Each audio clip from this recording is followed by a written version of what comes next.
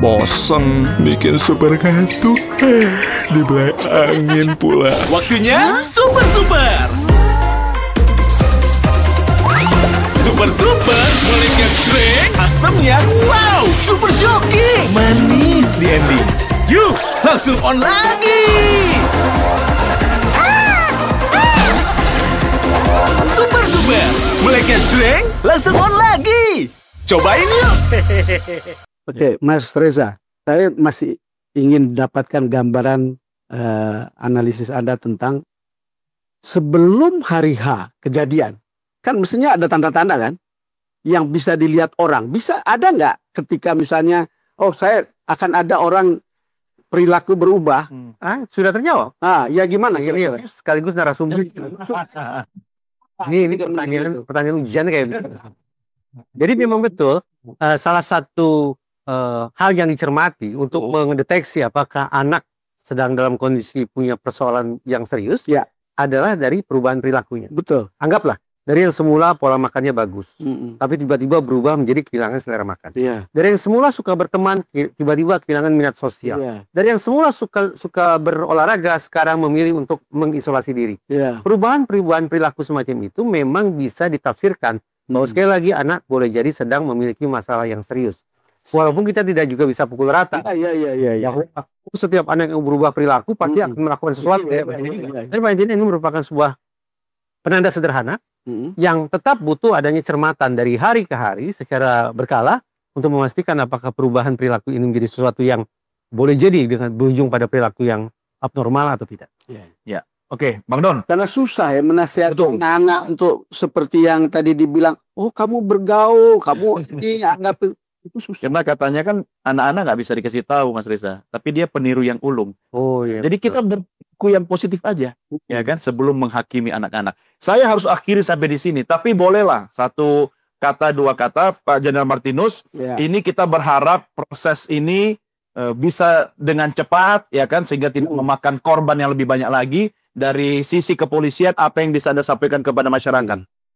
Ya, dari sisi kepolisian saya ingin mengimbau kepada masyarakat bahwa marilah kita melihat kasus ini dengan jernih. Jangan buru-buru kita menghukum orang bahwa dia ini adalah teroris, dan bukan juga kalau orang mau mengatakan dengan catatan-catatan itu bahwa dia ini adalah korban pembulian, maka aspek yang paling penting adalah pemulihan aspek psikologis, bukan penghukuman. Karena anak ini kan masih memiliki masa depan yang panjang. Jangan sampai proses penghukuman tanpa menyelesaikan proses psikologinya dia ini membuat dia menjadi residivism, mengalami residivism. Yang kedua yang ingin kita sampaikan bahwa setelah kita mengetahui ada fenomena yang sangat luar biasa, kekerasan yang dilakukan dalam tanda petik terhadap ada anak ini, maka yang harus kita lihat bagaimana kita mencegahnya. Mencegahnya pertama adalah kita harus kembali lagi orang tua, teman-teman, bangunlah relasi sosial yang sangat harmonis, sangat baik, penuh cinta kasih, supaya menimbulkan kepercayaan diri. Kalau kita lihat di luar sana beberapa contoh ya, anak yang tidak bisa lari cepat, dia bukan dibully tapi diberikan semangat. Itu bentuk daripada membangun kepercayaan diri. Nah ini sebenarnya sepele bagi kita, tapi ini penting bagi kejiwaan anak. Yang kemudian yang berikutnya adalah program pencegahan. Penting sekali pemerintah, Polri, kemudian Komdiji, lalu kemudian DPR sebagai pembuat regulasi.